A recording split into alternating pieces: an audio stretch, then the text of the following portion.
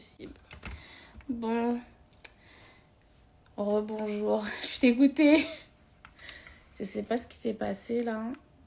Euh, J'espère que ça fonctionne. Ah ouais, je vois que vous êtes revenus. Super. Je vais réinviter Mathieu. C'est la première fois que ça me fait ça. C'est vraiment pas cool. Bon, welcome back. Désolée, On je sais y pas du est, tout ce ça qui y s'est est. passé là. Bref, Eh ben, désolée. Bon bah tant pis pour le début, hein. Je suis désolée pour les personnes qui seront en replay. Il vous manquera les 10 premières minutes, mais c'est pas grave. Ok. Donc, du coup, Mathieu, tu m'as dit que tu étais un serial investisseur, enfin, un serial entrepreneur déjà. entrepreneur Ouais, et serial, du coup, investisseur aussi. tout à fait, tout à fait. Depuis quelques années, du coup, je m'y suis mis et bien mis, en l'occurrence, à l'investissement. La martingale a été, je peux être un peu comme toi d'ailleurs, hein, mais une sorte de masterclass personnelle, autant pour les auditeurs et la communauté, pour apprendre à tout faire, des cryptos, de l'investissement dans des startups, j'en ai fait pas mal aussi, de l'immobilier de plus en plus. Euh, et c'est vraiment une chance qu'on a de pouvoir créer tout ce contenu et de recevoir des gens aussi brillants. Les meilleurs parmi enfin, dans leur secteur. Donc c'est vrai que c'est voilà, je me suis mis à investir du coup beaucoup et c'est passionnant. Je pourrais t'expliquer pourquoi je fais ça et comment, mais j'ai appris pas mal de choses là-dessus. Ouais. Oui, bah moi, enfin, je pense que c'est ce qui intéresse un peu tout le monde, c'est de voir aussi ton parcours, parce que ce que t'expliquais avant que ça coupe, c'était que jusqu'à à peu près la trentaine, t'étais pas trop dans le délire investissement et tout ça. Tu avais déjà fait j'imagine, créé des boîtes, etc. Mais la partie investissement, pas trop. Et du coup, bah, si tu peux nous dire comment est-ce que tu en es arrivé à dire que finalement, l'investissement, c'est quelque chose d'intéressant. Et puis après, moi, j'aurai d'autres questions, bien sûr. Écoute, alors juste pour remonter, les tout premiers investissements que j'ai fait, évidemment, c'était dans mes boîtes, puisque les premières années, en fait, tu vois, à 25 ans, j'ai créé ma première boîte et j'ai mis, allez, j'avais travaillé quelques années avant, mais j'ai mis l'essentiel de ce que j'avais mis de côté dans ma première boîte, ce qui devait être de l'ordre de 30 000 euros, non, non, de 10 000 euros, je pense, quelque chose comme ça. Il se trouve qu'au bout de quelques années, j'ai pu en vendre un petit bout. Donc, du coup, ça m'a permis de faire un apport pour acheter un premier appartement. Enfin, voilà, pour investir. Hein, vraiment, c'était juste l'apport pour les frais de notaire et quelque chose, mais pas grand-chose. Et Mhm. à ce moment-là, pour l'anecdote assez drôle, j'ai fait mon premier investissement en start-up qui était le seul pendant les 15 années qu'on suivit d'ailleurs, et sur lequel, a priori, je devrais faire une sortie, normalement, je croise les doigts, je touche du bois, mais dans un mois ou quelque chose comme ça. Et pas Ah une oui? très grosse sortie, en l'occurrence. Tu vois, je crois que si j'avais placé sur un livret A, j'aurais peut-être gagné autant. Mais, j'ai appris plein de choses et puis c'est une super belle boîte qui a une super mission, donc je suis très content. Euh, Comment mais tu sélectionnes, parce que tu m'as dit que tu as investi dans plusieurs startups, du coup, comment tu les sélectionnes? Enfin, est-ce que tu as des critères, j'imagine, qui sont un peu rationnels, genre des chiffres, etc. Et puis, tu as peut-être d'autres critères un peu plus sur le feeling. Comment tu choisis?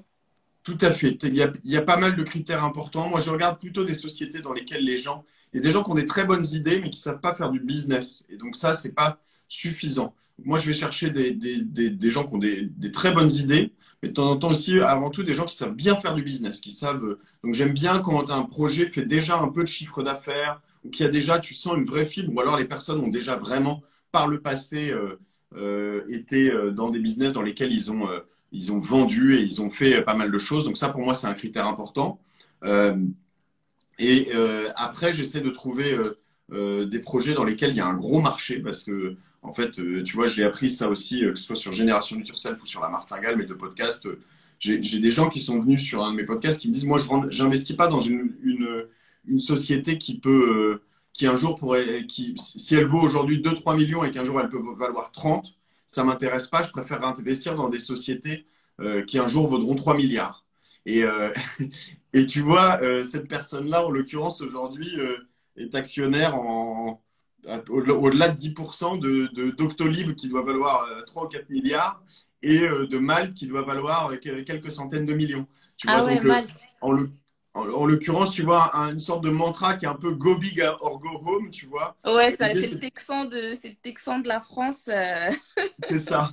Et c'est plutôt de se dire, finalement, tu vois, de temps en temps, tu te dis, ouais, si j'investis dans une société qui vaut 100 000 aujourd'hui et qu'elle vaut peut-être 500 000 dans 3 ans, tu te dis, je vais faire x5, c'est bien. En fait, tu as aussi beaucoup de chances qu'elle fasse x0. Et donc, faut juste te dire, si tu veux aller chercher, plus tôt tu rentres dans ce qu'on appelle du private equity, donc les startups ou les sociétés en création, plus tu as de chances que ça parte à la casse. Et donc là, tu prends zéro. Une société qui est dans le CAC 40, il y a a priori, sauf cas exceptionnel, aucune chance qu'elle parte à la casse. Tu peux perdre 50%, mais tu vas pas perdre 100%, tu vois. Et Oui. donc, du coup, faut être très, très vigilant. Et l'autre stratégie, l'autre chose très importante, c'est d'en faire plusieurs. Mais Ça, pareil, c'est dans le très private equity, important voilà. pour les gens qui nous écoutent, qui veulent faire des. Alors, t'as parlé d'un sujet qui m'intéresse énormément, mais auquel j'ai pas encore touché. C'est vrai que quand on va sur des projets où il y a pas mal de risques, parce que comme tu le dis, hein, tu peux faire un fois 50 comme tu peux faire fois 0, donc perdre toute ta mise. Donc du coup, c'est bien quand même de répartir ces sous sur plusieurs projets. Alors peut-être pas 15 projets, parce que si tu fais fois 1000 sur 10 centimes, bon, tu ne seras pas bien avancé. Mais voilà, de répartir son risque en sélectionnant plusieurs projets. Et du coup, ce que tu disais, c'est que la personne dont tu parlais, c'est qu'ils se disaient, quitte à prendre un risque, quitte à tout perdre, autant que je prenne le risque de faire fois 100 ou fois je ne sais pas combien Quoi, sur... 1000, ouais, ouais, c'est ça, exactement. Et Ok, ok. il faut se souvenir de choses, d'une corrélation très précise. Hein, c'est que dans le private equity, donc ce qu'on appelle private equity, c'est vraiment l'investissement dans des sociétés qui ne sont pas cotées. Donc, on n'est vraiment pas sur des sociétés en bourse. Les risques sont importants, surtout si tu rentres tôt. Et comme le disent les financiers souvent, there's no free lunch. Il n'y a pas de repas gratuit. Donc, plus un rendement est élevé, donc si on veut aller chercher 8, 10, 20, 50, 100, 200% par an, ce qui existe. Hein, potentiellement, les gens qui ont investi très tôt chez Google, ils ont fait des rendements complètement hallucinants, mais ils prennent des gros Claire. risques. Et donc, there's no free lunch, ça veut dire quoi? Ça veut dire que si tu as un rendement élevé, si on te propose un 8-10%, il y a forcément des risques en face. Et il y aura forcément un jour de la casse.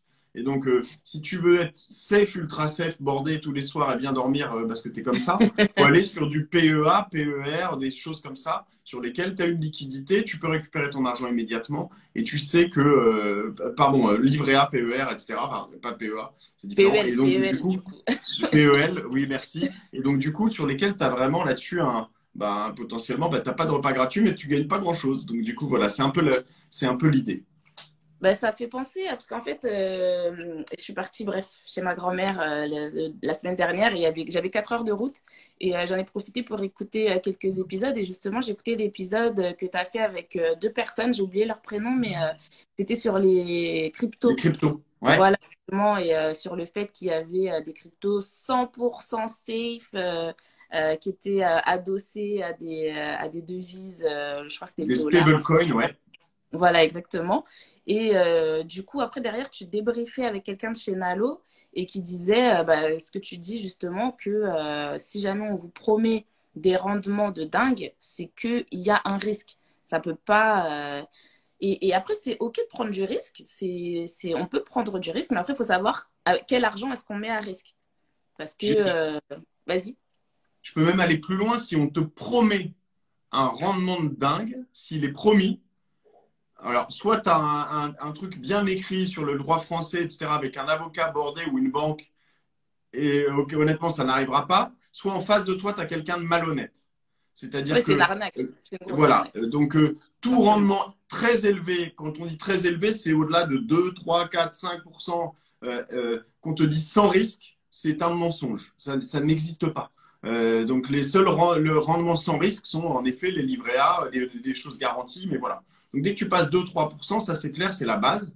Après, prendre des risques, c'est pas forcément une mauvaise chose. Faut juste Justement, si tu peux nous parler du risque, parce que quand j'avais fait le podcast avec toi, j'avais cru comprendre que justement, toi, niveau risque, tu étais plutôt le contraire de risque averse. Alors, je sais pas comment ça, mais en tout cas, tu avais une forte appétence au risque.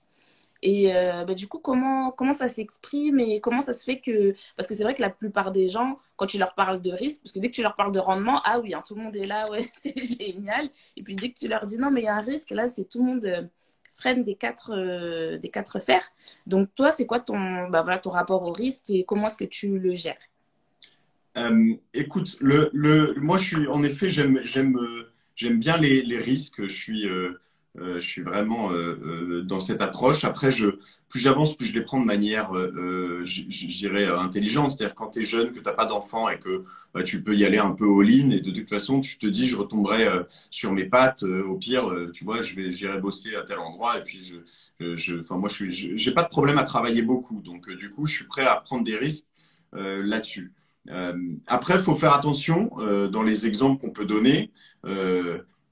À partir du moment où tu as ce que j'ai fait, moi, depuis quelques temps maintenant, on va dire une maison et de quoi à peu près te dire je vais avoir un toit et de quoi faire manger mes enfants, subvenir à mes besoins. Mais moi, mes besoins, ils sont pas si gros que ça en vrai, hein. J'ai une vie cool et j'ai de la chance, mais quand ça se réduit, si ça doit se réduire, c'est pas grave. Moi, je sais que je vis d'amour et d'eau fraîche mais qu'il me faut quand même un toit et à manger, tu vois. Et donc, Voilà, une eau fraîche solide qui peut faire des voilà, tuiles au-dessus de votre tête quand même. c'est ça. Mais donc, une fois que tu as ça et que tu en as conscience, ce qui est très important, c'est de te dire pourquoi. Et moi, ce sont les choses que j'ai réalisées avec la martingale. Pourquoi on fait tout ça? Pourquoi c'est vraiment important. Moi, ce que j'appelle le goal-based investment, ce dont on parle souvent aussi tu parlais de Nalo tout à l'heure, mais l'investissement par objectif, c'est de se dire, Ah, t'as dit gold base. J'ai cru que tu disais gold base. C'est pour non, ça que non, j'ai dit. goal-based investment. Ok, L'investissement par objectif, pour ok. moi, c'est quelque chose de très important, c'est de se dire, en fait, on n'est pas là pour gagner de l'argent et mourir le plus riche du cimetière. Ça n'a aucun intérêt. Exact. Euh, et tes enfants, si tu veux leur laisser quelque chose de bien dans la vie, c'est pas de l'argent qu'il faut leur laisser, c'est les moyens d'être heureux et potentiellement de gagner de l'argent. Mais c'est pas un gros C'est pactole pas une parce que fin en soi d'avoir des sous, quoi. ça n'a jamais rendu des enfants heureux. Enfin, tu le sais, dans les grandes familles, ils se déchirent généralement la gueule pendant des générations, de toute façon. Donc, c'est pas l'idée. En revanche, une fois que toi, tu t'es fixé ça et que tu dis quels sont mes objectifs, tu vois, et moi, mes objectifs, ils sont assez simples. C'est, bah, je veux pouvoir me payer deux belles vacances par an, tu vois, une l'été, une l'hiver. Je veux bah, pouvoir avoir, je sais pas, mais c'est pas grand-chose. J'ai ma voiture, j'ai pas besoin d'une autre voiture. J'ai mon appart, j'ai pas besoin d'un autre appart. Donc voilà. Et après, bon bah le reste, du coup, si j'ai les objectifs de payer les études de mes enfants quand ils seront grands, mais maintenant ils ont 4, 7 et 9 ans. Mais je peux commencer à les payer maintenant. Ça, c'est des objectifs de vie qui sont simples, qui Mm. sont plus lointains. Il y en a des très lointains, des courts. Je veux faire un apport pour faire un projet immobilier, voilà, etc., etc. Et donc là-dessus, une fois que tu as fait tout ça, bah, tu te dis, moi, il me reste potentiellement de quoi faire des projets, de prendre des risques. Et moi, j'aime, comme tu disais, prendre des risques. Donc, du coup, je teste des choses, j'apprends des choses. Et donc, en effet, si je fais des cryptos et du Web3, des NFT et des choses comme ça, c'est pour comprendre le monde dans lequel on va et potentiellement accepter de prendre des pertes, ce que j'ai fait récemment. Et pareil, quand j'avais arrêté pendant longtemps de la bourse, mais ça me permet, moi, de me réintéresser à des entreprises. Je fais pas juste, ah tiens, Google, ça a l'air cool, et Tesla aussi, j'y vais, tu vois. Non, je vais regarder un peu ce qu'il y a dessous, pourquoi, comment, je vais relire pas mal sur ces sujets. Et du coup, je me réintéresse à l'économie, à l'actualité. Je me réintéresse à, je sais pas, l'immobilier, je me réintéresse à plein de choses qui font que je me dis, au vin, tu vois, pourquoi j'irais pas acheter tel ou tel vin, comment, pourquoi. Et donc là-dessus, j'ai fait plein d'investissements dans des univers différents. L'art, les NFT, le vin, l'immobilier, voilà. Et pour finir Et là-dessus, je du t'en coup, prie. est-ce que tu trouves tes sources d'informations en général? Parce que souvent, les gens ils disent, ouais, mais je sais pas dans quoi investir, etc. Donc, du coup, c'est quoi pas tes recueils, mais enfin, tes sources d'informations, voilà. Alors, il y a des sources très traditionnelles, et c'est pareil, il faut faire attention aux sources, parce qu'aujourd'hui, il y a plein de sources qui arrivent de partout. Il y a des gens sérieux comme toi, et j'espère comme moi. Il y a des tas d'influenceurs qui disent n'importe quoi sur des tas de réseaux et qui vont te garantir des tas de choses et sur lesquelles tu ne sais pas ce qu'ils vont gagner eux-mêmes, parce qu'ils ne sont pas clairs sur le fait ils vont te faire la promo de quelque chose alors qu'eux touchent et qu'en fait, ils ne sont pas vraiment investisseurs là-dedans. Il y a des sources, comme je disais, très traditionnelles, comme les Échos, comme Boursorama, comme plein de choses. Et après, dans les influenceurs, les gens qui t'ont confiance et qui vont aller te chercher et te sourcer un certain nombre de choses. Donc voilà, il faut avoir les écoutilles ouvertes, mais les sources, elles peuvent être, tu vois, ça peut de temps en temps être le boulanger de ton quartier qui va te dire, tiens, j'ai un bon plan immobilier à tel endroit. Ça peut être un chauffeur de taxi qui va connaître quelque chose, etc. Il faut être curieux de la vie et quelque part écouter les choses, les vérifier, double vérifier et suivre son instinct. Par moment, tu vois, en particulier dans l'immobilier, il y a des moments où il y avait des trucs, je les sentais bien. Et d'autres que je sentais pas. Et Mm. bah, il y a des choses. La même année, le premier appart que j'ai acheté, il y a un conseiller en gestion de patrimoine qui me proposait un truc en défiscalisation. C'était un premier étage très sombre, enfin sur plan, hein, je l'avais pas vu. J'ai découvert sur les plans qu'il y avait un mur à 1,50 m de la fenêtre, etc., etc. Je lui dis, mais tu sais, je ne le sens pas ce machin, etc. Et il me dit, non, mais tu t'en fous, c'est de la défiscalisation, c'est un investissement, t'achètes pas ça pour le bien. Je dis, mais quand même, il y a un bien, tu vois, derrière. Et Oui, vraiment, oui, il me bien. vendait, il était très convaincant, etc. Moi, j'avais pas encore 30 ans. Et 2, 3 semaines après, l'argent que j'aurais mis là-dedans, je me suis dit, tant, j'ai trouvé autre chose. J'ai acheté un appartement dans le 18e à 5 000 € du mètre carré. Aujourd'hui, il en vaut 12 500 du mètre carré. Tu vois, j'ai fait fois deux et demi. Et Mm. le truc est assez grand. Et c'est l'une des meilleures, enfin, en tout cas dans les investissements tôt que j'ai fait dans ma vie, un des meilleurs. Donc, cet instinct est toujours avoir tu vois, les écoutilles ouvertes, être très curieux, questionner tout le monde, tout le monde, tout le monde, tout le temps. Mais ce que tu dis, c'est hyper enfin, c'est hyper intéressant et important parce que souvent les personnes vont, enfin, je vais pas dire souvent, mais parfois on peut être tenté de se dire, ah bah il y a telle personne que j'aime bien ou que pas j'admire, mais voilà, je pense qu'elle dit quelque chose de bien. Du coup, je vais y aller. Mais il faut toujours en fait écouter différents sons de cloche pour après justement se dire, ben, et moi, mon avis, c'est quoi entre ceux qui sont à gauche et ceux qui sont à droite, ben, moi, où est-ce que je penche, mais ne pas toujours écouter le même son de cloche pour pouvoir justement se faire son propre avis et développer bah, sa propre connaissance. Puis même, par exemple, je sais pas, mais quelqu'un qui veut faire de la crypto, écouter aussi ce que les gens qui sont un peu détracteurs de la crypto ont à dire, parce que ce sont aussi ça ne veut pas dire que c'est pas parce que vous n'êtes pas d'accord que les arguments qui vont sortir ne sont pas pertinents. Donc, c'est des Tu as choses à avoir complètement en tête. raison. Tu as complètement raison, je me permets juste d'insister là-dessus. C'est hyper important d'écouter les voix dissonantes, des gens qui vont dire des choses qui vont à l'envers de ce que tu dis. On a une tendance, des biais de confirmation, à Oui, toujours vouloir se dire, en fait, je veux entendre des gens qui me disent ce que je pense, etc. Puis les autres, je les évacue. Et en fait, écouter des gens qui vont dire des choses que tu penses pas, ça va te faire, quand même, tu vas te dire, ah, mais ça, c'est peut-être pas idiot, ah, ça, faut que j'aille regarder là-dedans. Sachant qu'il y a un truc très important, et tu l'as dit autrement, je vais le dire dans mes mots, mais c'est les Anglais parlent de extreme ownership. Donc, c'est toi-même qui prends les décisions. Il ne faut jamais accuser les autres à la fin. Quand tu as fait ton oui, investissement, tu as mis ton argent, si tu te fais arnaquer, si quelqu'un t'a donné un mauvais conseil, etc., voilà, tu es adulte, tu n'as plus de 18 ans, sinon tu n'as pas le droit d'investir. Et donc, à partir du moment où tu as investi, si à un moment tu t'es fait avoir, tu t'es fait avoir. Donc, il faut, et c'est de ta faute. Donc, il faut juste le faire petit à petit, aller trop vite, pleine balle et mettre un all-in sur un truc que tu connais pas du tout. C'est une très mauvaise idée. Et si ça marche, c'est que tu as eu de la chance. Mais voilà. Tu vois, et donc, typiquement, moi, je prends l'immobilier, j'en ai fait depuis pas mal. Des projets immobiliers depuis quelques années, j'en fais un par an depuis 5 ou 6 ans, dont du bureau, dont des choses perso, des co-living, des coworking, des appartements tout simples, un truc en rez-de-chaussée avec un magasin dedans. Enfin, tu vois, j'ai vraiment, à chaque fois, j'apprends, mais j'apprends des fois des précédentes. Je sais mieux faire des travaux, je sais baisser mes prix, je sais tout de suite regarder les choses qui vont pas. Alors qu'au début, j'aurais pas pu faire tout ça parce que je m'embarquais dans bah, au des trucs début, trop risqués. t'es un peu innocent, on va dire. T'apprends.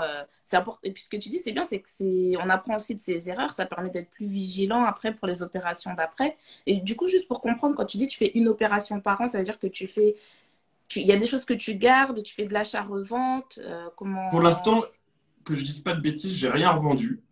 Ah, ok, d'accord. Donc j'ai plutôt parce qu'en fait en fait généralement tu peux revendre assez tôt, mais généralement tu revends quand même plus tard dans ta vie quand Faut tu as bien amortir. remboursé. Voilà. Et je suis sur des opérations sur lesquelles Alors moi, j'ai eu de la chance de vivre dans un monde où l'immobilier à Paris était encore accessible. Je parlais de 5 000 € du mètre, 6 000 € du mètre. On arrivait à trouver des choses comme ça. Alors même sur les moments où je le faisais, c'était quand même des coups de fusil, hein. C'était quand même des sacrées belles opportunités. Mais là, maintenant, c'est plus compliqué. En revanche, souvent à cette époque-là, les taux étaient beaucoup plus importants. Donc on payait 4%. Bon. Français. Mais j'ai pu rebaisser et renégocier les taux à la baisse. Mais maintenant, je continue à en faire. On a acheté un bureau à Bordeaux avec mes associés. J'ai acheté mes bureaux à Paris. Là, j'ai acheté un co-living à Colombes avec un de mes potes. Tu vois, on fait ça à deux avec un partenaire qui s'appelle ImmoCities. Je ne sais pas si tu les connais. Et, Non. euh, Du coup, et c'est euh, quoi leur relation à eux? En fait, toi, euh, tu achètes le bien et eux, ils le gèrent, c'est ça? ouais, il le retape entièrement. Je vois une question seule ou avec d'autres personnes. Tu vois, c'est souvent avec d'autres personnes. Là, c'est avec un de mes copains, Jérém. Donc, ImmoCities, il y en a d'autres. Il y a Bivouac, il y a Mastéos. Mais ImmoCities, ils m'ont trouvé ce bien-là. En gros, ils te trouvent un bien avec un bon prix entre le prix d'achat et le rendement locatif. Mhm. Et donc là, ce qui est intéressant, comme pour répondre à ta question, ils te font tous les travaux et ils te trouvent les locataires avec un partenaire et derrière, ils font la gestion. Et toi, en fait, tu arrives et tu fais l'emprunt. Ah bah, c'est Toi, quand même tu fais ton chèque et ça y est, c'est fini. Exactement. J'ai des amis qui ont fait avec certains comme ça, qui ont acheté à Nantes, à Lille, à Marseille, des appartements avec un chèque à la fin de 70 €, tu vois. Donc, en effet, Oui, parce que c'est. quand t'as pas besoin Voilà. de mettre d'apport, oui, Mais tu fais que. Mais il ne faut pas sous-estimer là-dessus la chance. Alors, pareil, je prends des pincettes parce que l'immobilier est quand même très cher et très haut. Alors, les gens disaient ça déjà il y a 10 ans, il y a 5 ans, etc. Maintenant, je ne suis pas en train de dire qu'il faut absolument le faire. Je dis juste, chacun prend ses responsabilités, encore une fois. Maintenant, je dis juste qu'il y a une chance incroyable qu'on a en France, c'est le pourcentage, enfin, les taux d'intérêt qui sont très, très bas. Quand on va dans plein de pays, mais limitrophes, hein, européens. Et puis alors moi je connais d'autres pays où on a voulu acheter, où on regarde encore comme la Tunisie, etc.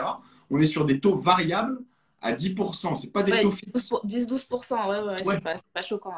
Ouais. Donc du coup tu te retrouves si tu empruntes juste pour reprendre le truc, hein, si tu empruntes 100 000 € ou 500 000 € pour acheter quelque chose, 10% annuel, ça va te coûter 50 000 € tous les ans, ton emprunt. Enfin, Ouais, ouais. imaginez le Mais truc. c'est tellement haut dans certains pays qu'il y a même des personnes en France qui font des crédits conso pour acheter dans des pays sur le continent africain, puisque à la fin, ça te coûte aussi cher en intérêt et c'est plus facile d'accès le crédit conso ici que là-bas, en fait. Eh ben exactement, tu vois. Donc nous, on essaye de faire des opérations. Alors là, c'est pas avec des sociétés, c'est pas si compliqué que ça, hein, mais justement pour acheter, emprunter en France pour acheter en. Là, je vois, là, on est à 2%. Alors moi, j'ai eu un 1,05, 1,50 avec l'assurance il y a un mois. Donc peut-être que, mais ça a dû remonter très fort. En effet, tu as raison. Et Ouais, bah, de toute façon, vu que la Fed, ils ont remonté leur taux, ça va ouais. pas tarder à arriver ici. C'est Mais pas donc trop. voilà, en tout cas, ce qui est intéressant là-dessus, et moi, ce que j'ai pas fait, j'avais des potes qui le faisaient à 22, 23 ans, s'il y en a des très jeunes qui nous écoutent, c'est quand même de se dire, on commence avec un truc à pas cher, enfin à pas Ah, cher, pas on essaie, cher, mais oui.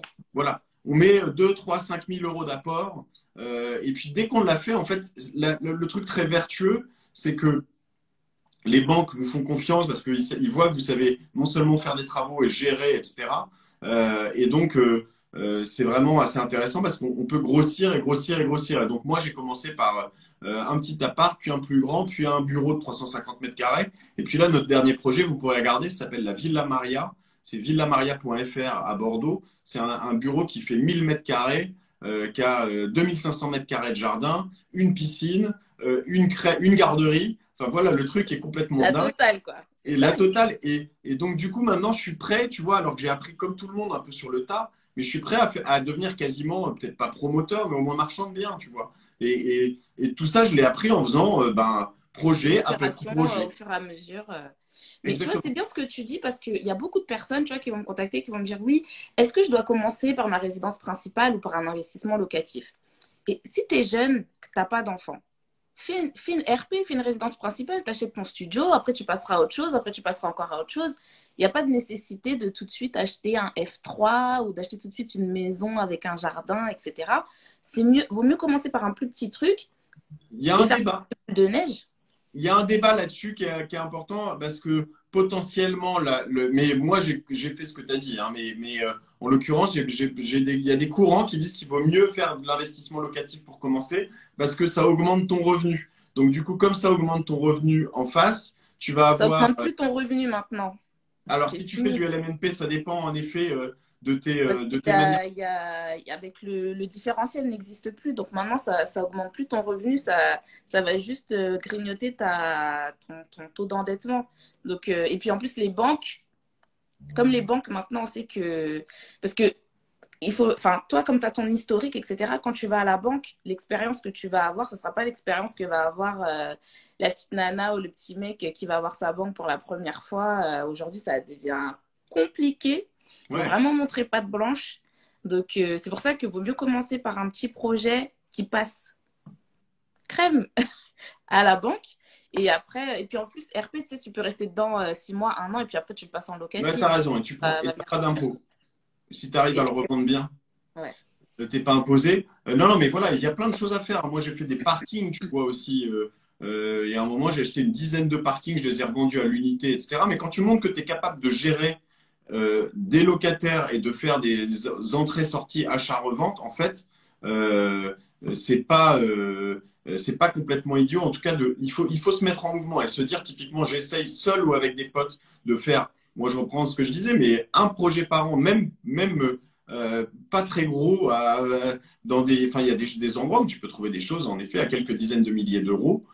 Tu peux t'y mettre à plusieurs, tu peux faire une SCI, tu peux faire plein de choses et t'apprends, tu fais tes travaux, tu gères tes locataires et petit à petit, voilà. Moi, je pourrais avoir un regret là-dessus parce que, encore une fois, j'ai des copains qui ont commencé juste 4 5 ans avant moi et en 4 5 ans, ils avaient déjà gagné potentiellement des centaines de milliers d'euros sur leur immobilier, quoi.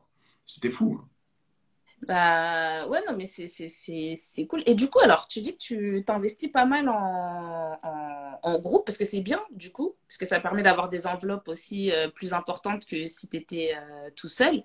Mais du coup, j'ai envie de te demander, comme il y a souvent des questions sur tout ce qui est relations, enfin, moi, en tout cas, je fais souvent des posts sur les relations personnelles, pas forcément que dans le couple, tu vois, entre amis, etc. Comment est-ce que tu choisis une personne, un ami ou une connaissance voilà, business avec qui tu vas t'associer pour faire un projet?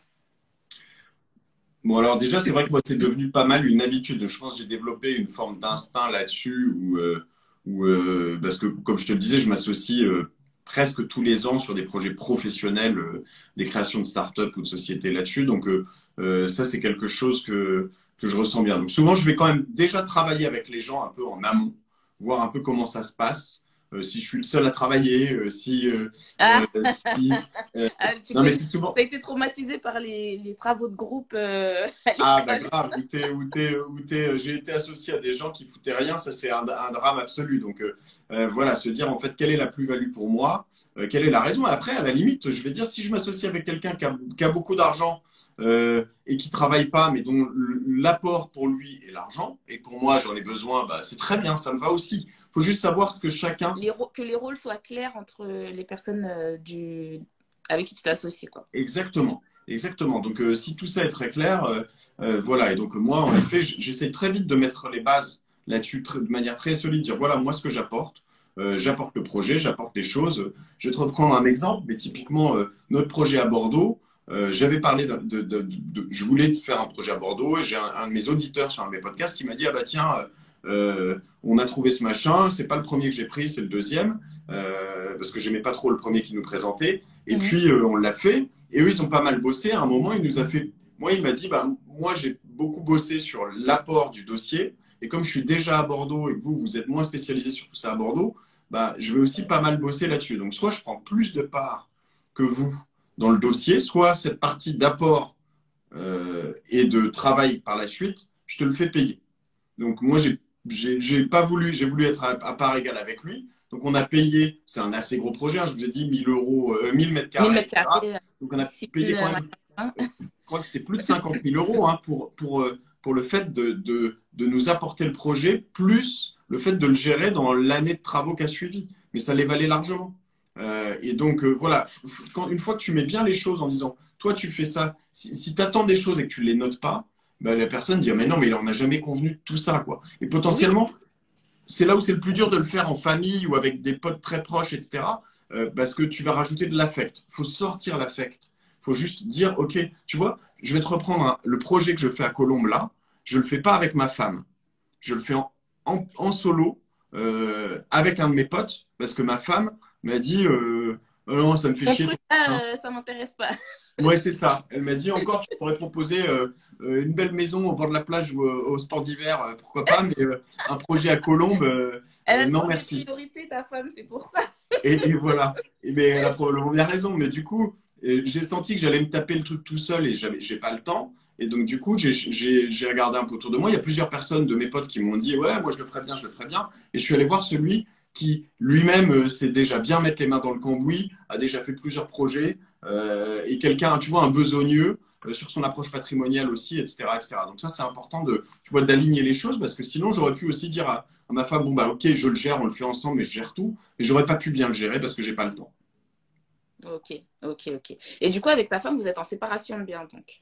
Tout à fait, on est en séparation de biens et c'est très important quand tu es entrepreneur euh, parce que en l'occurrence, tu peux éviter des gros couacs sur un patrimoine commun si jamais tu te gamelles et les entrepreneurs se gamellent, ça fait partie de la vie et c'est pas grave, c'est comme ça. Et en plus, moi je fais partie de ces gens qui pensent que au plus tu peux montrer une forme de sérénité et de te dire en fait, alors dans la vie d'un grand entrepreneur, quand tu es avec un conjoint ou une conjointe salariée, le risque il est que potentiellement à un moment tu te dises, si tu es du coup je sais même pas comment on appelle ça, En communauté de biens. aux communautés de biens, tu peux te dire bah en fait je m'achète ma sécurité, c'est l'autre qui travaille et puis voilà, là au moins voilà. Maintenant l'idée n'est pas du tout de se dire moi je vais faire mes trucs de mon côté et elle du sien uniquement tout le temps. Là, tout ce qu'on avait fait auparavant a été fait ensemble.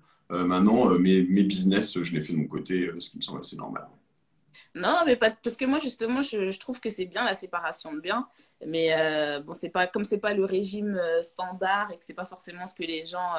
Il y a beaucoup ce côté, oui, c'est égoïste, non, je vais pas partager, blablabla. Donc, mais tu vois, c'est bien que tu puisses en parler, même si on va passer Mais autant de sujets, mais dans mon cas, non, non, mais pour être précis et clair, hein, dans mon cas, bah, pendant très longtemps, et même encore aujourd'hui, en fait, encore une fois, les gens qui ne sont pas entrepreneurs ne connaissent pas, peut-être pas ça, mais quand tu es entrepreneur, tu as une tendance à peu te payer pour tout remettre dans tes business, investir. Enfin, en tout cas, moi, j'ai tout réinvesti tout le temps, tout le temps, tout le temps. Donc, ma femme a toujours beaucoup plus gagné que moi.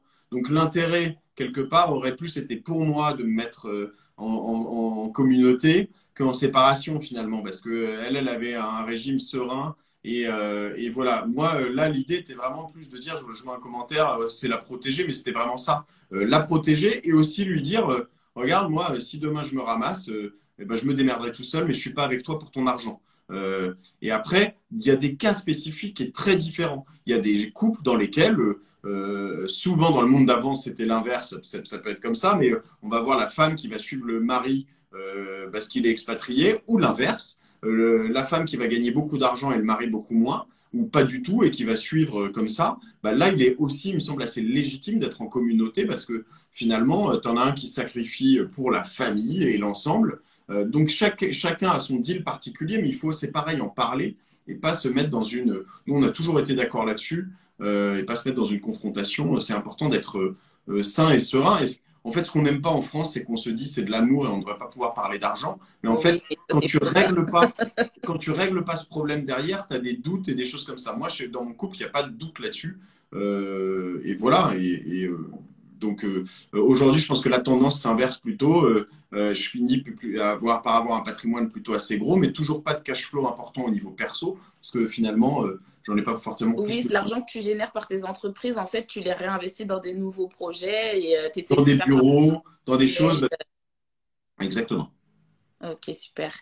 Et donc, du coup, on parlait de, juste avant, quand tu parlais, tu t'associais avec tes, alors je vais dire collègues, comme on dit dans le sud, collègues, et c'est amis ou collègues du travail, on mélange un peu tout.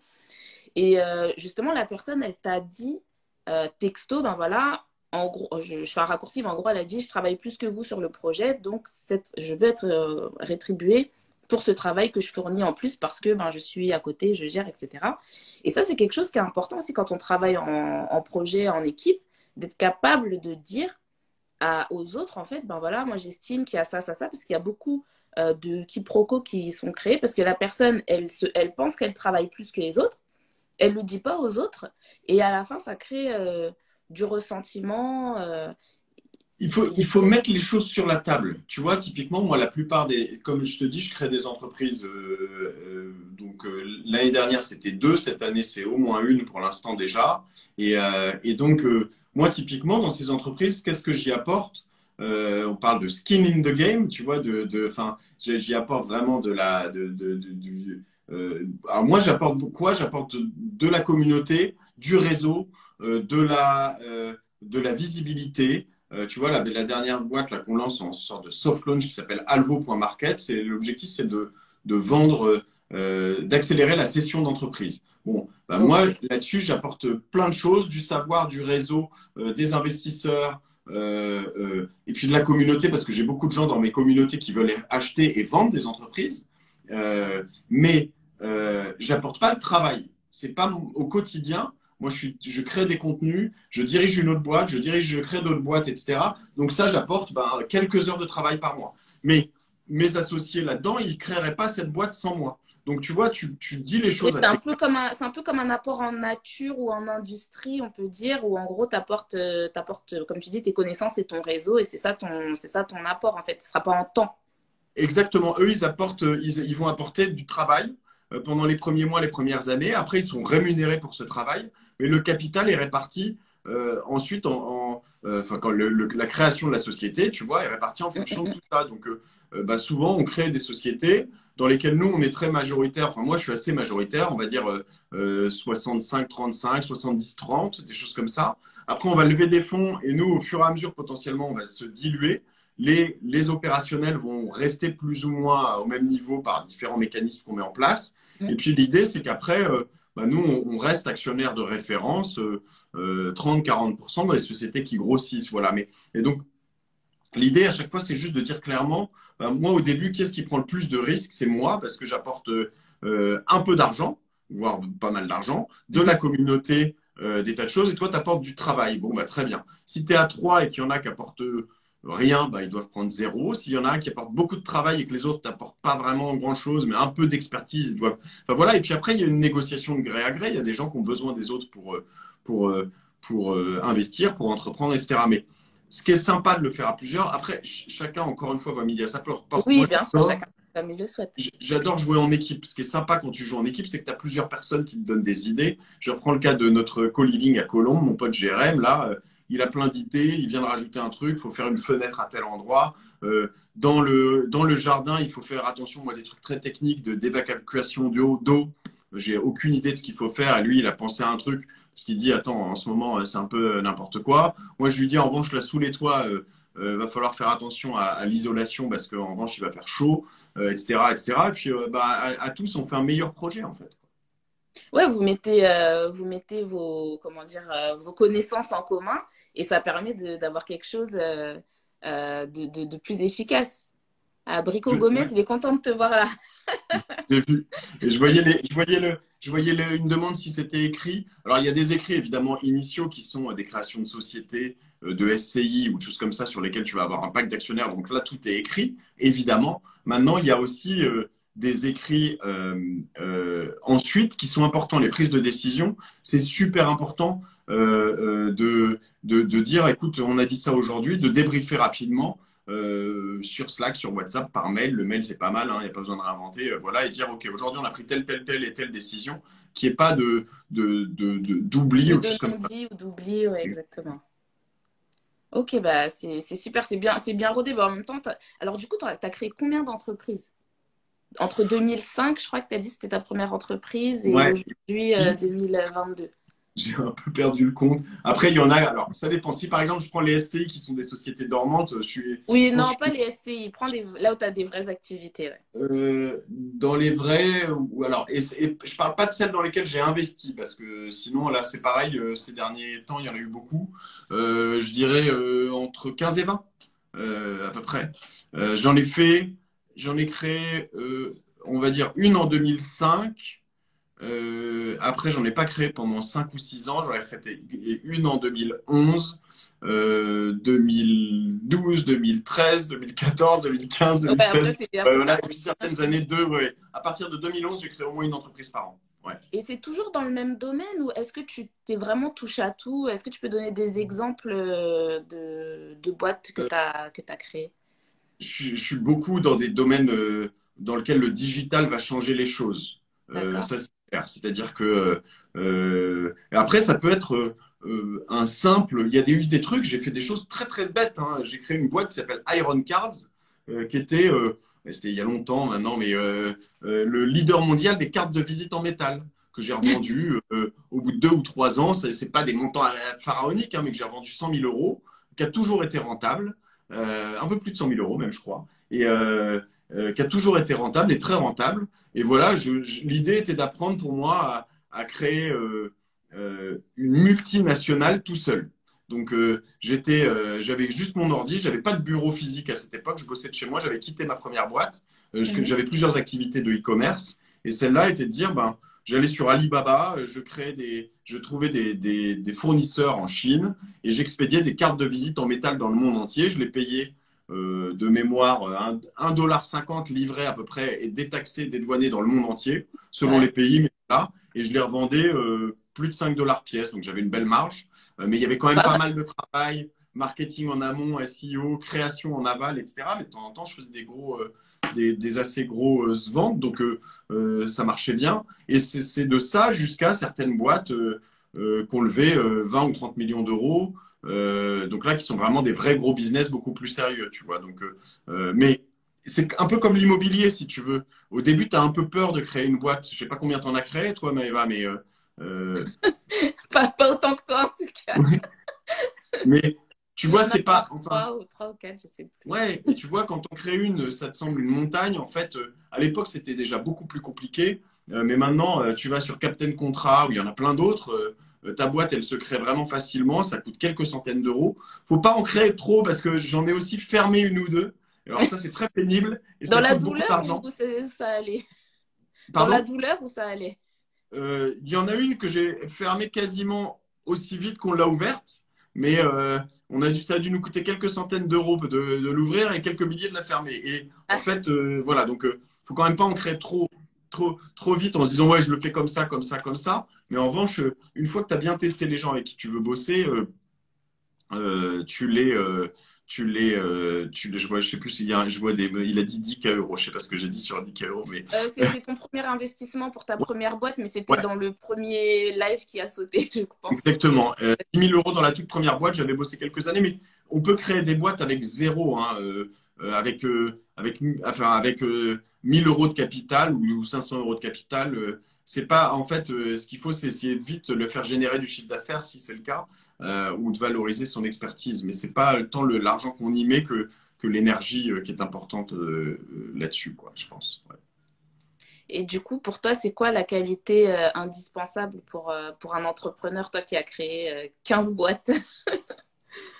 Il y en a beaucoup, hein, mais et surtout les invités de mes podcasts qui me donnent ça. Mais bon, faut être un gros travailleur parce que au début, il y a toujours des phases où en fait, voilà, ça tombe, l'argent ne tombe pas, où les boîtes elles se créent pas toutes seules. Faut avoir un ego bien placé, mais gros. Euh, euh, faut assumer de vouloir être le meilleur ou d'être parmi les meilleurs. Faut pas être. Je dis pas qu'il faut pas être humble, hein, c'est pas du tout la même chose. Je dis juste qu'il y a un moment. Quand tu rentres quand tu rentres dans un magasin, tu as envie que tu t'adresses à la meilleure personne qui soit pour te faire les ongles, pour te faire ta coiffure, pour te vendre un appart, peu importe, tu vois, tu veux pas t'adresser à des chèvres, quoi. Ça, c'est pas très. Oui, non, bah, Ouais. Et donc, à un moment, toi, quand tu es en face, tu dois te dire, OK, moi, je vais faire ça, je vais être le meilleur, je vais tout casser. Et donc, ça, c'est hyper important. Et après, faut tester, se planter, retester, se planter. Comme quand tu fais du vélo, au début, tu sais pas en faire tout seul, ça vient pas tout de suite. Mais voilà. Et savoir vendre. Parce qu'il y a beaucoup de gens qui croient, tu vois, la créativité, moi, je suis très créatif, c'est super. Mais c'est pas suffisant. La qualité de dev, un développeur, c'est super, mais c'est pas suffisant. La création de contenu, c'est super, mais c'est pas suffisant. Là, il y a un moment où en fait, il y a plein de gens qui ont des expertises, métiers, etc. Mais à un moment, si tu sais pas vendre, tu iras nulle part. Parce que les gens, même le meilleur, il y a des entreprises que je connais où les gens sont extrêmement forts, mais qui ont pas qui sous-estiment trop la. La fibre commerciale pour arriver à couler leurs produits ou leurs Et, services. et c'est pas que de la fibre, hein. Ça s'apprend. Ça se travaille, c'est Ça vrai. se travaille, ça s'apprend, c'est une science. Il y a des tas d'écoles, il y a des tas de formations en ligne pour savoir vendre. On m'a reparlé récemment de Jab, Crotamer, il faudrait que je t'en cite une troisième, mais il y en a plein. Jab chez les femmes, je ne sais pas si tu les connais, mais ce qu'elles font, c'est super. Ah, Euh, bah, faudrait et, que je en, me renseigne. et en fait, savoir vendre, c'est une science, ça s'apprend comme savoir coder et être un besogneux, comme tu le dis, Marion. Rien lâcher, ça c'est hyper important. C'est super important. Bah, merci pour ces petits éléments parce que c'est vrai qu'aujourd'hui, alors toi, je sais pas trop si tu es sur Instagram, mais c'est un peu glamourisé l'entrepreneuriat sur les réseaux sociaux. Et on oublie parfois de mettre vraiment en avant le côté, bah voilà, faut vraiment, faut bosser en fait, faut vraiment faut vendre son produit, faut s'améliorer, comme tu l'as dit, faire de la formation parce qu'on peut pas être bon en tout. Donc il y a Mais c'est forcément pas, des choses sur lesquelles il faut se former un petit peu pour et maîtriser un peu plus. c'est pas du tout glamour, hein. Enfin, je veux dire, après, juste, non, non, mais ce que je veux dire, c'est que je reviens sur la vente, je vois, c'est exactement mon point faible, la vente, c'est se prendre des portes, quoi, c'est se prendre des râteaux, comme t'aimais pas quand tu étais au collège avec tes alter ego, peu importe ton orientation sexuelle d'ailleurs, tu vois, mais comme j'aimais pas me prendre des râteaux, bah, j'aime toujours pas, tu vois, dans la vente, mais c'est ça, c'est se lever à 6 heures du mat pour aller, ou 5 heures ou 4 heures pour aller en Tunisie, en Angleterre, je sais pas où, c'est avoir des décisions difficiles à prendre parce que tu dois te séparer de collaborateurs, parce que ça marche pas comme tu voudrais ou parce que ils sont pas bons ou parce que tu t'entends pas. C'est pas du tout aussi glamour que ça. Enfin, je veux dire, voilà. Mais en revanche, ça t'apporte un truc qui est moi j'ai personne tous les jours qui vient me voir et qui me dit bon bah maintenant tu fais ça parce que j'ai décidé, tu vois. Ça m'est pas arrivé depuis 2005. Et je dois te dire que quand quelqu'un, Ça te manque pas. voilà, quand ma femme vient me voir, elle me dit, toi, tu fais ça, je la regarde, je fais, bon, ok, toi, Eh, t'as je le suis droit, mais t'es la entrepreneur, seule. moi. Tu me dis pas ce que je dois faire. Ouais, non, non, j'ai passé ce cap-là, je plie et j'exécute, tu vois. Non, Ok. Et alors, je vais regarder parce qu'il y a la boîte à questions. Alors, il n'y a pas beaucoup de personnes qui ont envoyé des questions. Je vais voir. Alors, est-ce que tu as une reco livre en finance ou développement personnel qui pour toi sont un peu peut-être tes références? Alors, mon grand livre du moment que j'adore, j'en ai deux, trois, hein, mais là, en ce moment, je lis et relis Naval Ravikant. Euh, c'est extraordinaire. Ça s'appelle l'Almanach de Naval Ravikant. C'est gratuit en plus parce que une compile, c'est un truc communautaire qui a repris pas mal de ces choses. Mais voilà, alors ça, si vous lisez en anglais, lisez-le en anglais. The Almanac of Naval Ravikant, c'est vraiment extraordinaire euh, sur Et plein de ça concepts de la consiste vie. en... Du coup, vas-y. Oui. Sur plein de concepts de la vie, par exemple, lui, il va dire très tôt, c'est lui, moi, qui m'avait éveillé à l'investissement par objectif déjà il y a quelques années. Mais là, ça va être typiquement, lui, il dit, moi, je considère qu'une heure de ma vie, elle vaut 5 000 $. Quand je la vends, elle vaut 5 000 $. Donc, tout ce que je fais en dessous de 5 000 $, eh ben, si je dois changer une ampoule, faire telle ou telle chose, etc., je ne le fais pas parce que, tu vois, ça ne m'intéresse pas. Ou alors, sinon, il y a mes passions et les choses, voilà, si je veux jouer au foot, etc., bon, bah, voilà. 5 000 $ pour une heure, c'est cher. Mais tu peux te dire déjà, si moi, si je mets mon niveau à 500, à 300, tu vois, et comment je fais et voilà, et ben, quelque part, tu dois te mettre ton game un peu plus Non, haut. non, mais c'est vrai, hein. J'en parle souvent aux personnes, tu sais, avec le taux horaire, parce que il y a parfois des personnes qui vont justement se lancer dans l'entrepreneuriat et en fin de compte, ils sont même pas payés un SMIC Ouais, et exactement. parce qu'ils valorisent pas leur temps. Et c'est important de garder en tête ton taux horaire, de vraiment optimiser ton temps, parce que si au final tu travailles 50 heures par semaine pour gagner 1500 euros, le Bah, mois. il y a des moments dans une boîte, ça arrive, ça m'est arrivé, et ça m'arrive, voilà. Mais l'objectif, c'est quand même à un terme que ça aille beaucoup plus loin, quoi. Oui, parce qu'au bout de 5 ans, si tu es toujours au SMIC, Exactement. horaire, Et ça ça devient... dépend si c'est sur du service ou du produit, etc. Mais ça, c'est toujours un peu pareil. L'autre livre que j'ai beaucoup aimé, alors faut faire attention, on prendra avec des pincettes, c'est un peu un gourou de temps en temps, mais moi j'aime bien Tony Robbins avec une approche qui est que je réponds, j'allais dire Tony Hsieh, Unleash Delivering. Your Potential, un truc comme ça. Tony Robbins, c'est euh, Release the Power Within You, c'est euh, euh, ah euh, Bah, libérez votre potentiel, un truc comme ouais, ça. mais le titre en français c'est différent. Mais ça, pour moi, ça a vraiment Non, mais changé. t'inquiète pas, ils vont chercher sur Internet, hein. Voilà. Et Tony Hsieh aussi dans une approche différente, l'entreprise du bonheur sur le service client, qui est très intéressante. Et Zero to One, From Zero to One de Ben Horowitz, de Andreessen Horowitz. Bon, allez, un dernier pour la route, Peter Thiel. Comment il s'appelle son bouquin? Ah ben voilà, ça m'est sorti de la tête. Je vois sa couverture bleue. From Zero to One, de 0 à 1. Voilà. Mais du coup, c'est le même livre que tout. Ok, c'est Alors, l'édition. je l'ai dit From Zero to One? Non. Ouais, tu l'as dit, ouais. Alors, Delivering Happiness, Zero to One, Release the Power Within You. Le premier livre, c'était l'almanach de Naval Ravikant, Ravikant. Naval, c'est Naval. Et voilà, j'aimerais bien retrouver le livre de Tony Robbins, mais il ne me revient pas comme ça. Oh, mais c'est connu, hein, donc il y aura pas de. Je pense que les gens n'auront pas de mal à Sur, le. sur ce qu'on appelle la programmation neuro-linguistique. Oui, de Lean Startup, c'est vrai, c'est intéressant aussi. Je le vois apparaître là. Ah, je regarderai la fin pour bien noter les noms, je les mettrai en description du live. Alors, il y a une question très intéressante. Comment organisez-vous vos journées entre toutes vos boîtes? Alors, je vois ça plutôt en semaine déjà, parce que donc on va dire, genre, j'ai plutôt mes matinées qui sont dédiées, à part là comme ça, mais à la création de contenu. Donc, j'enregistre des podcasts le matin, souvent. Alors, après avoir passé souvent une demi-heure ou une heure avec enfin, sur mes emails. Bon, avant, j'ai vu mes enfants, etc. Je prends le petit déjeuner des enfants tous les matins. Je dîne avec eux presque tous les soirs, en tout cas assez souvent. Je passe une bonne partie de mes week-ends avec eux, je tiens à le préciser. Et ma femme travaille à peu près autant que moi, donc je ne suis pas dans une relation. Allez, je peux même aller pour un 100% d'authenticité, d'honnêteté, jusqu'à avouer que je pense avoir un solide 35% de charge mentale. Ah, Ma femme en a peut-être 55 et que depuis quelques mois, il y a eu un gap de 10% au milieu. Le frigo est vide. les enfants s'autogèrent dans les Voilà, cas. exactement. Mais bon, on gère les choses vitales, on va dire. La Voilà. sécurité, l'école, et tout ça. Mais en effet, il y a un petit truc qui cloche au milieu.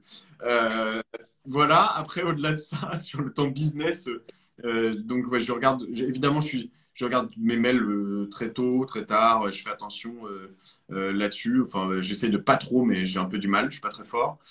Et pour autant, j'y réponds assez peu et assez mal. Et après, j'ai des blocs temps qui sont très fixes. Donc, mardi matin, jeudi matin, j'enregistre Génération Do It Yourself. Vendredi matin, la martingale. Lundi après-midi, la martingale. Et le mercredi, je prends pas de rendez-vous, sauf un weekly qui est en fin de matinée avec Alvo, dont je parlais tout Ah, t'as reçu un appel? à l'heure. Le lundi matin, j'ai tous les weekly de mes autres boîtes, les réunions avec mes associés, etc., etc. Donc voilà, tout est hyper dans des blocs temps. J'ai des blocs temps pour répondre à mes mails. Là, j'en sors d'une heure sur lequel je faisais que des mails. Voilà, donc tout est très normé. Du coup, en effet, il y a des trucs sur lesquels tous mes déjeuners sont des déjeuners business. Donc, je déjeune tous les jours, soit avec des clients, soit avec des fournisseurs, moins souvent, soit avec des collaborateurs, mais quasiment. Voilà, je vais pas au ciné, je regarde pas. Voilà, j'essaie d'apprendre des choses et de rencontrer du monde. Et j'ai la chance d'être entouré, du coup, d'être associé, je le disais, ou d'avoir des collaborateurs et de faire en sorte que ben, je suis dans un rendez-vous, derrière, il y a des choses qui soient. Je suis très orienté delivery, quoi. Il y a des choses qui soient faites. Je veux pas qu'on fasse que parler, Ouais, t'es ça, pas ça là pour m'intéresse. philosopher, et puis après, il n'y a rien qui avance. Ok. Et Exactement. alors, juste pour avoir un ordre d'idée, actuellement, tu es investi. Quand je dis investi, c'est en temps, hein. Sur combien d'entreprises en même temps? Écoute, donc Cosa Vostra, Stéphanie Co, c'est ma société à moi parce que c'est mes podcasts. Alvo, La Moisson, Orso. Je pense que c'est 5, je dirais à peu près, ouais. Ok. Alors, il y a une question qui est marrante là. Qu'est-ce que tu dirais au jeune Mathieu Stéphanie si tu avais l'occasion de le croiser à 18-19 ans? C'est une des questions fétiches de mon podcast Génération du Turcep que je poste souvent à la fin. Je lui dirais, je parlais d'ego tout à l'heure, je pourrais le reformuler autrement, hein, mais je lui dirais de croire plus en lui, d'avoir plus d'audace. Euh, j'ai mis vraiment, je voulais créer des boîtes plus tôt.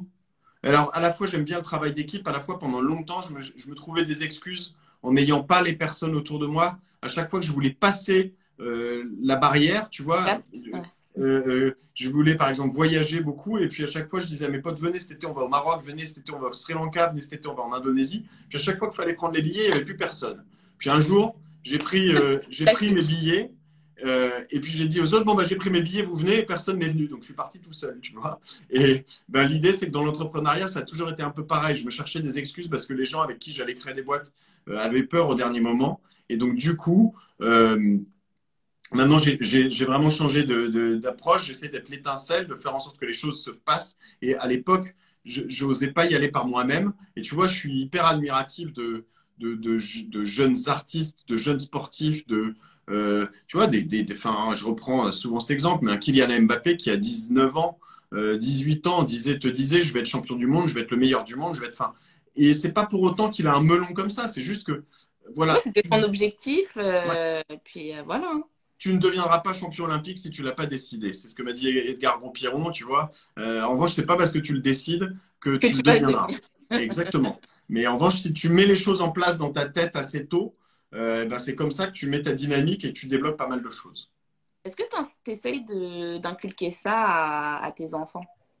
Parce que tu vois, par exemple, Oui, Mbappé, ses parents, ils sont sportifs, donc enfin, il a eu un terreau, tu vois, vraiment fertile pour développer ce mindset et ce mental-là. Du tout coup, à est-ce que fait. c'est ce que tu fais avec tes enfants?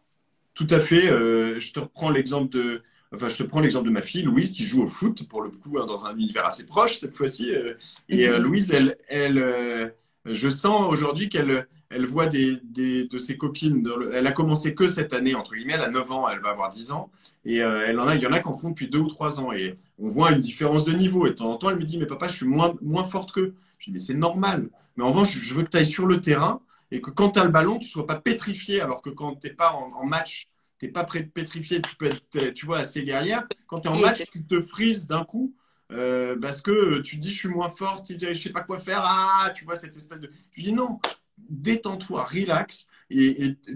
Enfin, tu es potentiellement aussi forte qu'elle, il faut juste qu'à un moment, tu te relâches dans tout ça. Donc voilà, j'essaie de le faire sans donner pression. Ce que je veux pas, Ouais. c'est que moi, si c'est. Elle me dit, je veux être la meilleure joueuse, je veux être championne du monde de foot. Bon, ben, je lui dis, Bah, si elle tu a veux être raison. championne, elle a le droit, tu vois. Ouais. Je pense qu'elle aura changé dans 2 ans, mais si elle n'a pas changé, ben, moi, je lui dis, OK, tu sais quoi, tu vas être championne du monde de foot. Je suis tout à fait OK avec ça. Maintenant, je veux quand même que tu bosses bien à l'école. Ça, c'est la première chose. Et ensuite, que tu te donnes les moyens. Si tu me dis je veux être la meilleure, je veux être champion du monde de foot et que tu arrives en entraînement, ce qui est arrivé cette année avec l'entraîneuse, Camille me dit tu vois, elle ne la sélectionnait pas pour 2 matchs d'affilée. Je lui dis mais pourquoi? Louise était hyper déçue. Elle me dit ah bon, elle était déçue. Moi j'avais l'impression qu'elle s'en foutait du foot. Alors là, je vais voir Louise et je lui dis mais attends, faut savoir, t'es déçu ou tu t'en fous? Et elle me dit ah, je suis déçu. Je lui dis mais si tu ne te donnes pas les moyens, tu sais quoi? Ça va pas tomber du ciel, quoi. Donc maintenant, si tu veux, et je lui dis encore une fois, si tu veux être sélectionné, si tu veux être parmi la team A, etc., tu vas à l'entraînement, mais tu dribbles quand il y a des pauses, tu tires plus de choses, tu as les crocs, tu vas chercher le ballon quand il part je sais pas où, tu n'attends pas qu'il y en ait une autre qui le fasse, et tu es celle qui court le plus, qui écoute le plus, et tu as la grinta, tu as la hargne, tu vois. Donc voilà, Ouais. mais sans Et pression.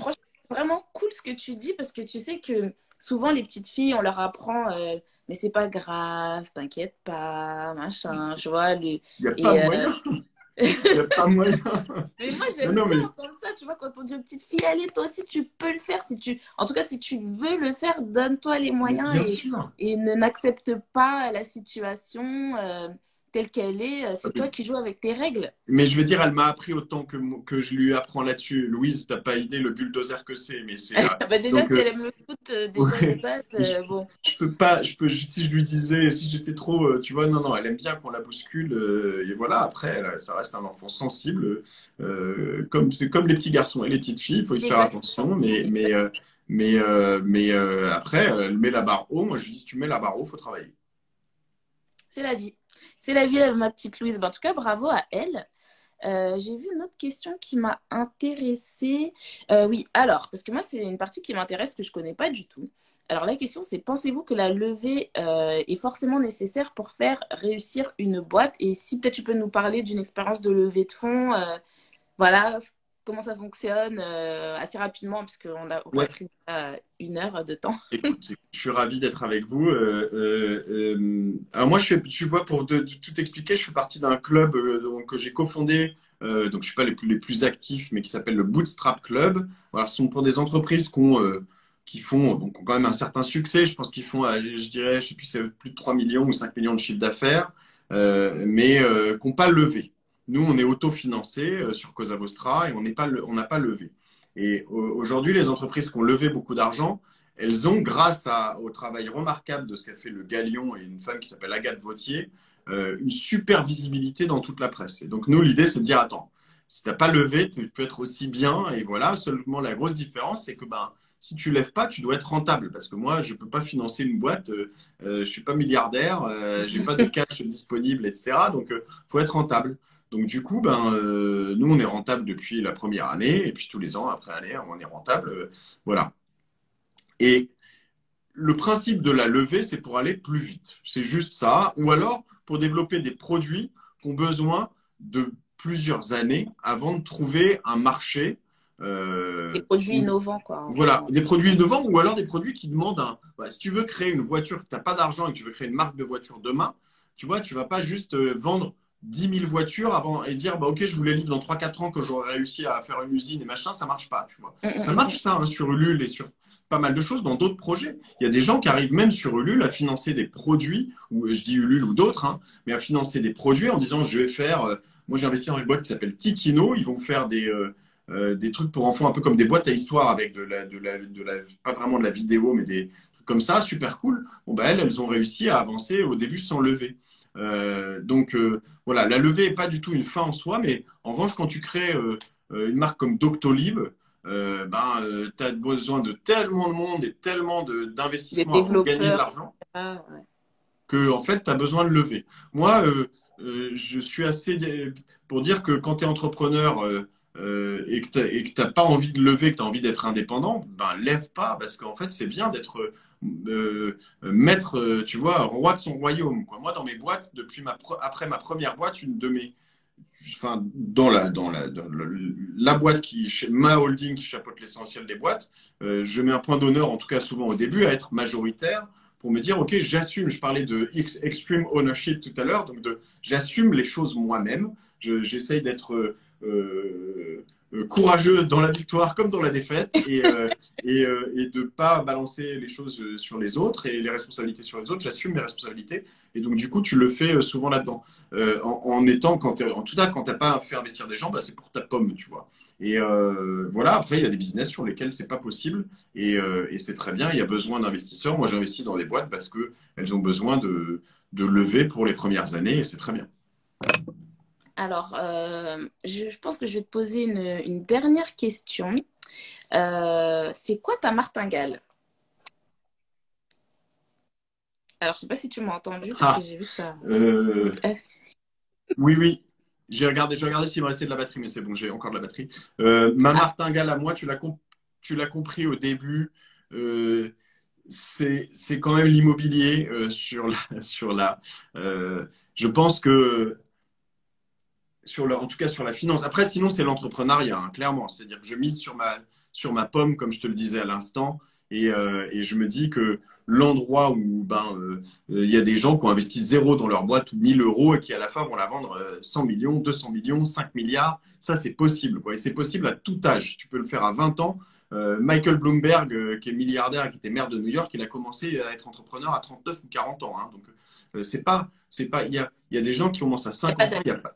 il n'y a pas de problème. Maintenant, dans le côté finance perso, si je reviens là-dessus, ce que je trouve intéressant dans l'immobilier, c'est que il y a de l'effet de levier. C'est un des rares endroits où tu peux emprunter sur un truc safe pour investir. Enfin, safe, relativement safe, encore une fois, faut faire attention. Mais Oui. du coup, moi, si je te dis que j'investis, aujourd'hui, j'ai presque 40, j'ai 43 ans, j'allais dire j'ai presque 43 ans, mais non, j'ai 43 ans, ça y est. Et donc, du coup, je sais que typiquement, quand je te dis que j'aurais aimé le faire à 23 plus tôt, c'est que si j'avais investi sur 15 ou 20 ans, j'aurais déjà payé pas mal de choses. Là, j'ai mon premier bien que j'ai acheté en 2009 qui va Oui, ça arriver au fait bout là. parce qu'il arrive au bout parce que j'ai emprunté sur 15 ans et j'avais raccourci d'une année, je crois. Donc, non, il doit me rester 2 ans quand même.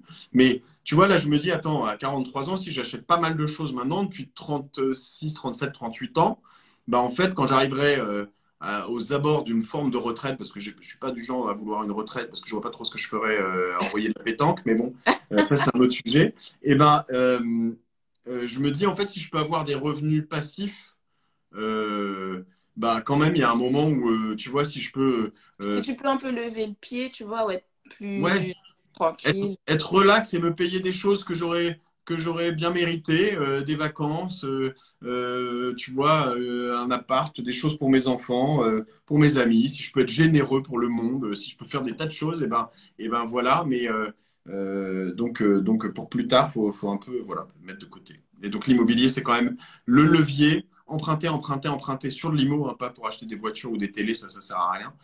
Mais euh, sur l'IMO ou des choses qui se valorisent, je pense que c'est vraiment un des secrets les moins bien gardés, je sais pas, mais en tout cas un des secrets les plus intéressants en tout cas pour Oui. ma martingale à moi. Ok, super.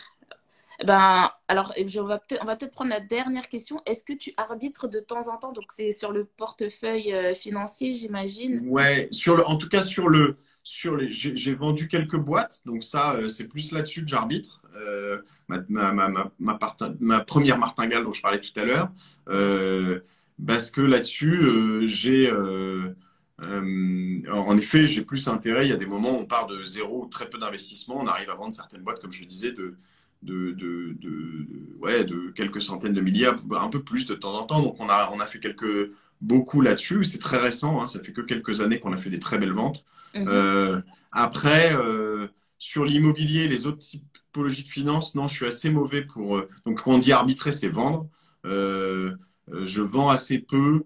Dans l'immobilier, il faudrait que je m'y mette. Je parlais de ce bien-là. En l'occurrence, ça, c'est plus pour une raison patrimoniale. Mais je me dis que ce truc que j'ai bien acheté, comme j'arrive au bout de mon emprunt, je me dis je préférerais le vendre, prendre ma plus-value, alors sur lequel je vais être très imposé, mais c'est pas très grave.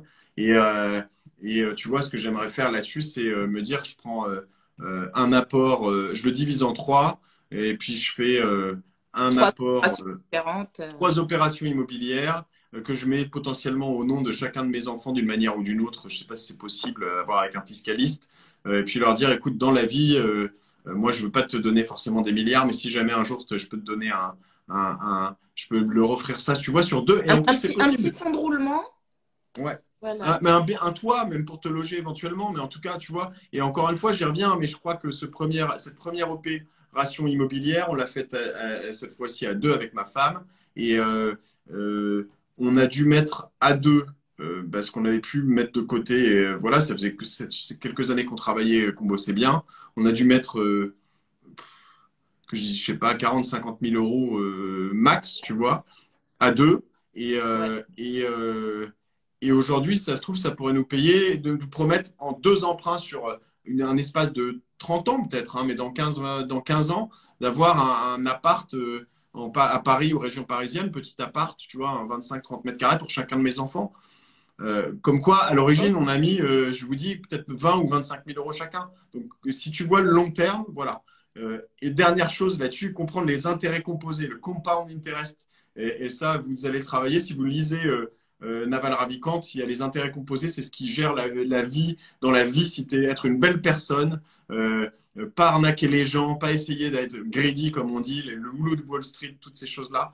Voilà, si vous êtes une belle personne et que vous. L'exemple qu'il prend, il dit typiquement, lui, il a quelqu'un qui lui apporte plein de super business. Et à chaque fois, à la fin, à la revente, il lui donne, quand il y a une petite carotte en plus, le petit montant qu'ils n'espéraient pas, il lui redonne intégralement à lui. Et lui, il dit, bah, je lui ai rien demandé, il serait légitime qu'on le partage. Mais lui, il me le donne à moi parce qu'il sait que c'est grâce à mon argent qu'il peut faire autant. Du coup, il me dit, bah, moi, maintenant, à chaque fois que j'investis, qu'il me propose un bien, j'investis avec lui parce que j'ai confiance. La confiance, c'est le truc. Si vous avez une street cred de ouf, au fur et à mesure de votre vie, si les gens autour de vous savent qu'on peut vous faire confiance, c'est un outil. Moi, un des plus gros investissements que j'ai fait récemment, c'est avec un type qui s'appelle David Gurley, qui est venu sur mon podcast. Et vraiment, littéralement, à l'origine, je lui ai dit, j'investis tant en lui serrant la main, tu vois. Et je savais, j'avais pas besoin de contrat, de choses comme ça. Je sais que c'est bon. Et derrière, il s'est passé des belles choses pour lui comme pour moi. Il a tenu sa parole parce que c'est comme ça. Et donc, la street cred, c'est ce qui est le plus important. Voilà. Super. Bah écoute, Mathieu, je voulais dire merci d'être venu. J'espère que tout le monde en a bien profité, puisque d'habitude, c'est bah, quand tu fais ton podcast, voilà, l'interaction, on ne peut pas forcément te poser des questions, etc. quand on est, en tout cas, auditeur ou auditrice. Donc là, c'était vraiment l'occasion de te poser des questions, aussi de te voir, etc. Donc merci beaucoup. Et, merci à toi, je te laisse le mot de la fin. Ouais, moi je veux te remercier juste parce que ça me donne des idées. Je trouve ça cool ce format et ça me donne envie de le faire. Donc bravo et bravo pour tout ce que tu fais et bravo pour aussi ces communautés de femmes. On en parlait aussi quand tu es venu chez Cosa Vostra de ton engagement. Moi je pense que il faut s'intéresser aux finances personnelles parce que c'est l'argent, c'est la liberté. C'est pas pour l'argent, ça n'a aucun intérêt en soi. Mais c'est pour s'acheter une liberté. Et il faut que les femmes s'intéressent plus à l'argent parce que c'est ce qui peut leur permettre notamment de s'émanciper Ah, je crois que tu as reçu un appel. d'énergie. Ouais, alors que tu essaies de s'émanciper et...